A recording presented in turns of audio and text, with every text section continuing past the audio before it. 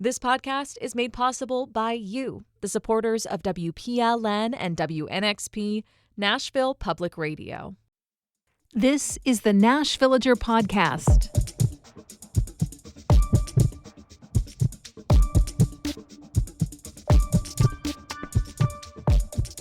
It's been a really hectic early morning with storms moving through Middle Tennessee.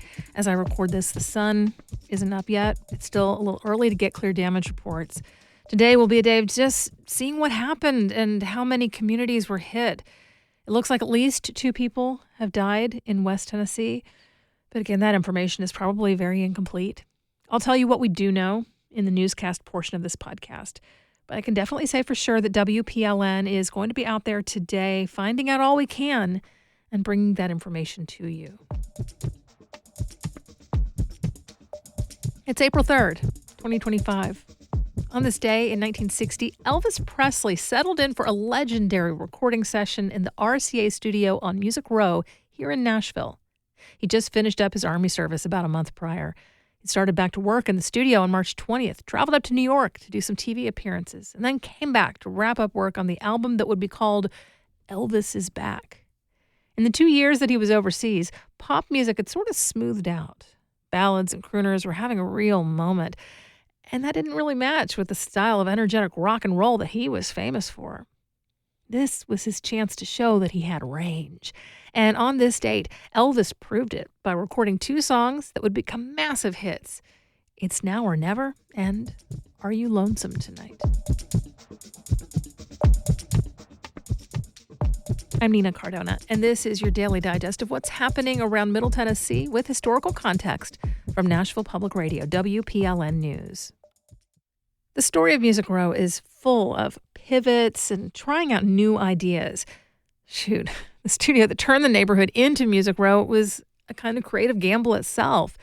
Brothers Owen and Harold Bradley bought an Army surplus Quonset hut, installed some recording equipment, and hoped that audio waves bouncing around the metal half-tube structure would sound okay.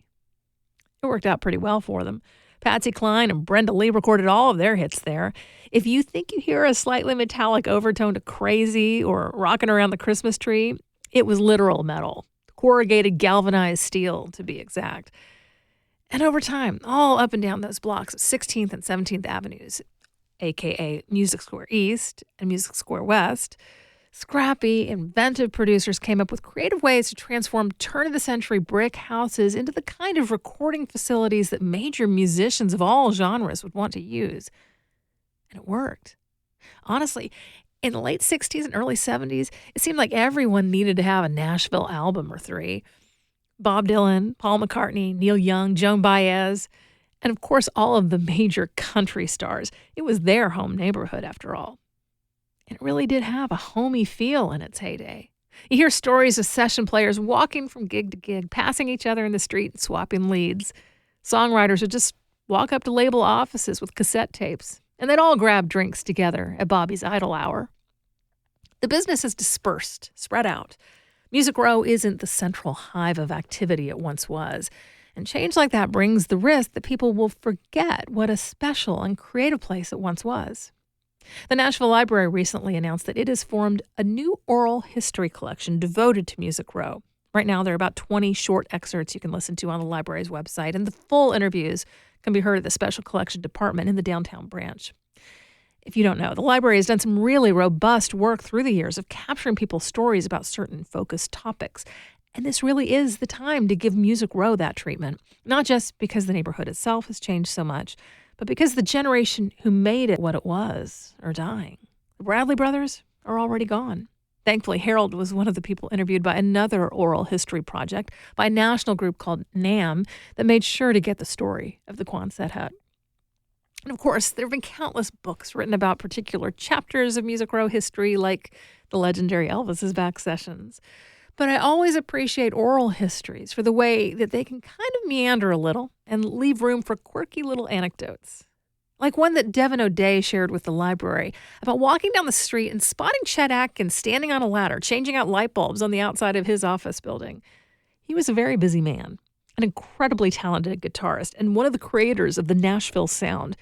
But But he didn't see any sense in paying someone else to change a light bulb, so he just did it himself. Which really helps round out your idea of who Chet Atkins was, right? I think the thing that really stands out again and again in the stories of Music Row's heyday is how well everyone really did know each other. I don't know how many tales I have heard through the years about Chris Christopherson when he was a janitor hoping for his big break. People who were session players at the time, all the way up to producers and label heads, they all remember that he was putting himself out there trying so hard to get attention. But that's the thing. It was a small enough community that the janitor at Columbia Studios had a chance to get in front of anyone he wanted to. And eventually it worked. He got to play his songs for them. He was signed. He became a star. And people tell story after story of folks helping each other out in so many little ways. It really runs through those oral histories. Because the way this town's music business worked, everybody seemed to end up working with everyone else at some point in time. So better be nice. About a decade ago, I did a story on the state of Music Row. Places where music history had been made were being razed to make way for condos. The houses turned indie label offices were being renovated again to house yoga studios and hair salons. There was a movement underway to get protective zoning in place, and I wanted to get a better sense of what was left to protect. So I went out one morning with a camera and my mic just to see what kind of activity there still was on a weekday. Not much. I did run into one young songwriter on her way to an appointment with a publishing company. She said she sometimes had writing sessions there, but mostly worked out of her home. There certainly weren't any session players on the street. Only a fraction of the old studios were still up and running, and most of the recording side of things had spread out into other neighborhoods, other nearby towns. I remember being a little surprised that Bobby's Idol Hour was already open. It was probably 10 a.m. or so. I popped in, honestly just expecting to see staff getting ready for the day, but there was a customer sitting at the bar. He seemed like he might have been a few drinks in already. We struck up a conversation, and he told me he'd been a regular for years. He was a singer and a songwriter. He had one of those Christopherson stories to tell. And he talked about what a crossroads the Idol Hour used to be. There weren't many other places to hang out or grab a drink, so everyone on Music Row went there. They'd swap stories and songs, hatch big ideas with whoever ended up sitting next to them at the bar. And I wonder where those conversations are happening now. There's a certain democratization that's come with the industry dispersing across the city. It's a little harder to gatekeep than it once was, and that's for sure a good thing. But are we making enough new places for people to bump into folks and make those serendipitous connections? To give each other an ear, some time, some support. And 50, 75 years from now, what are the oral histories going to say about this era of music making in Nashville? In just a few minutes, the story behind the painted doves you may have spotted on certain Nashville streets. That's coming up after the newscast.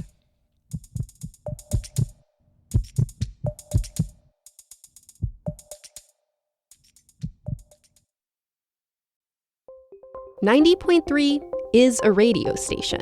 But our news is not just limited to the airwaves. I'm Metro reporter Cynthia Abrams, and here at WPLN, we want to keep you informed in whatever way you like to consume the news. Maybe it is our local newscasts. Here's the latest from WPLN News at 3:04. Or maybe you prefer listening to the Nash Villager podcast in your podcasting app. It's March 25th, 2025. On this day in 1993, Dave Thomas. Maybe, like me, you read the Nash Villager newsletter in your email inbox every morning. Or maybe midday live radio is more your vibe. I'm Cardona, and this is Nashville. The list goes on. We've got our stories available to read at WPLN.org and all across social media platforms. WPLN wants to make our reporting available to you in whatever form suits you. Give today at WPLN.org. Here's the latest from WPLN News. Tennessee is in a state of emergency this morning and seeking federal assistance after intense and deadly overnight storms. State officials say 2 Tennesseans have died in McNairy and Obion counties in West Tennessee. The extensive multi-state storm front brought heavy rainfall and strong winds. Several mid-state school districts are closed today, including Cheatham, Dixon, Sumner, and Wilson counties. Others are on delayed starts. The National Weather Service has reported wind damage from possible tornadoes in the communities of Selmer, Linden, and Centerville. Significant hail across the region. Buildings and barns destroyed in West Tennessee. Possible tornado touchdowns near Paducah, Murray, and Madisonville in Kentucky, where multiple injuries were reported. Across Tennessee, there are about 17,000 power outages as of 5 o'clock this morning, mostly west of Nashville. Forecasters are urging ongoing caution both for scattered severe storms today and for likely flooding. By noon today, some areas between Clarksville and Nashville could see 3 to 6 inches of rain. Farther west, parts of West Tennessee and western Kentucky are forecast to receive extremely rare rainfall amounts as much as 15 inches. Nashville police released an investigative report into the 2023 Covenant School shooting. WPLN's Paige Flagler reports police determined the assailant acted alone, obtained his guns legally, and was driven by a desire for notoriety. Nashville police say the assailant had been planning an attack for years before he shot and killed 6 people. He was a former student at the school and had taken photos and videos of the layout during a tour in 2021. The report states there is no indication he held a grudge against the school or the victims. There's been scrutiny of the police department's handling of the case. Documents were leaked from MMPD, and Chief John Drake originally said there was a manifesto, sparking a legal fight over its release. The report finds that was an inaccurate way to describe the evidence. No other charges are expected. Paige Flagler, WPLN News. 2 significant decisions regarding Nashville General Hospital have been finalized. This week, the city's Metro Council allocated $10 million to keep the hospital afloat amid a funding shortfall. The members also approved a nearly $900,000 settlement to the former CEO after his recent resignation. The council was unanimous in approving the $10 million, but approving the $900,000 settlement was not as easy. Some members, like Courtney Johnston, were hesitant because they blamed the ex-CEO of wrongdoing. We just allocated up to another $10 million, and we have to think that it has to be attributed to the mismanagement there. Nashville General is a safety net hospital, meaning it treats patients regardless of their ability to pay. That can be an expensive undertaking and has led the city to scrutinize the hospital's budget in recent years. A man who was once the face of Tennessee's death penalty has died. Paul House spent 2 decades on death row, but after years in prison, DNA evidence emerged that indicated he did not kill his neighbor, Carolyn Muncie. A series of appeals went all the way up to the U.S. Supreme Court, which ruled he would not have been convicted if that evidence had been available. But that decision did not mean freedom for House. He remained behind bars for another 2 years as prosecutors indicated they wanted to try him again. Paul House was released to house arrest in 2008. The charges were finally dropped in 2009. He spent the rest of his life with family while dealing with multiple sclerosis. He died late last month of complications from pneumonia. Mayor Freddie O'Connell is pledging $1 million to an early literacy project called Begin Bright. Its goal is to make sure that every Nashville child starts kindergarten ready for reading. The initiative is a partnership between Dolly Parton and the city's library. Nashville's the first city in the country to start a program like this and include an endowment to ensure its sustainability. Parton's Dollywood Foundation started the Imagination Library program more than 3 decades ago and now exists in all 50 states and 5 countries. The Dollywood Foundation donated $4.5 million to kickstart the program. It is the most significant gift in the Nashville Public Library Foundation's history. The field of contenders just got smaller for one of the most prestigious culinary awards in the nation. WPLN's Rachel Iacovone says just one Nashville chef has made the cut this year. Jake Howell is officially on the short list of 5 chefs up for the James Beard Award for Best Chef Southeast. Howell is chef and co-owner of the East Nashville Iberian restaurant, aptly named Peninsula. The menu changes pretty consistently, but always includes staples of the cuisine like octopus, Spanish tortillas, which are closer to a quiche than a wrap, and regional wines. The space itself is cozy. It reminded me more of a hip Brooklyn joint than a Nashville one the first time I dined there, as a walk-in. I wish you luck attempting the same now. Reservations are going to be hard to get, to put it lightly. Chef Howell had made it to the semi-finalist round before in 2022. Find out more about him and the other Nashville names that had been nominated at our website. You'll find more news anytime at WPLN.org. Pedestrian deaths in Nashville have climbed substantially in the past decade, and more than 160 lives have been lost in the last 4 years. To memorialize those individuals, local activists are placing painted doves around Davidson County. WPLN's Josh Deepen reports. We are currently at the intersection of Dickerson Pike and Sunset Drive, where a pedestrian death has happened on both sides of this intersection. Along Dickerson Pike from 2020 to 2024, there were 20 people that were hit along Dickerson Pike trying to cross the road. Road safety activists who asked to remain anonymous have begun a guerrilla project to raise awareness about pedestrian deaths in Nashville, placing painted doves marking exactly where fatal strikes occurred. It's a wooden dove. It is to memorialize Anthony Pompa and him being hit here as a pedestrian trying to cross the road. He's 43 years old. He's killed in a hit and run. What commonalities do you notice between all these victims? I think that the commonality is working class. And, for a city that, prides itself on tourism and being, the volunteer state and being welcoming, we also have to think about, our folks who are actually working in these buildings and making it work. And the closest grocery store you're gonna go to is either you're gonna go about a mile down that way to Piggly Wiggly. You got about another 2 miles, a mile and a half to the Walmart. So, you see somebody right now on the other side walking in the ditch. Some pedestrians involved in a hit and run live to tell the tale, like Joan Kite, who was hit crossing Gallatin Pike in 2019 and who's now a volunteer painting the doves. The car didn't stop. I don't remember it. I was in a coma for 4 months, and unfortunately I did survive and I did come to, but it took me a long time to piece my life back together. Kite says even after extensive therapy, she still has short-term memory loss from the accident, as well as nerve damage that keeps her from driving. I hope that people start to see doves along the roadway, and that if they see a dove, they'll think pedestrian.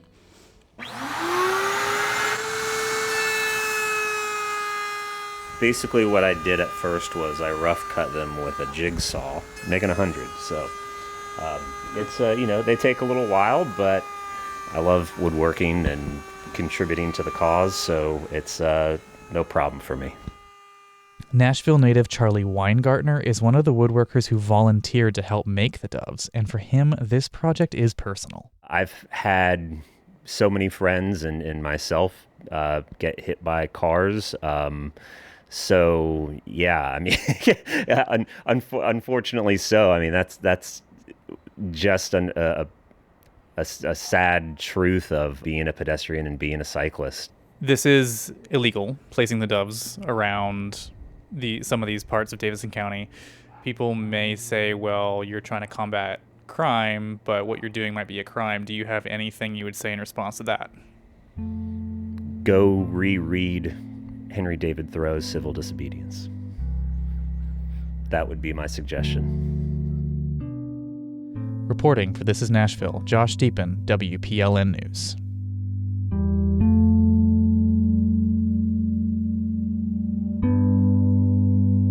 To learn more about the Painted Dove Project, listen to the full episode of This Is Nashville at thisisnashville.org or wherever you get your podcasts.